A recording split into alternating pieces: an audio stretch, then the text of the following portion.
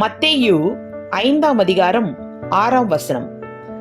நீதியின் மேல் பசிதாகம் உள்ளவர்கள் பாக்கியவான்கள், அவர்கள் திருப்தி அடைவார்கள்.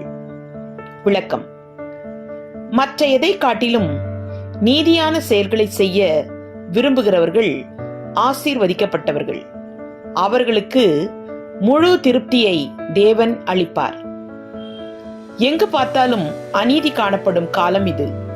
அநீதியான செயல்களுக்காக மனவேதனைப்பட்டு நீதி நிறைவேற வேண்டும் என்று விரும்பி நம்மால் இயன்றதை அதற்காக செய்கிறோமா? மேலும் தேவநீதி நம்மில் காணப்பட வேண்டும் என்று வாஞ்சையுடன் இருக்கிறோமா என்று ஆராய்ந்து பார்ப்போம். ஆமேன். Matthew chapter 5 verse 6. Blessed are those who hunger and thirst for righteousness, for they shall be satisfied. Amen.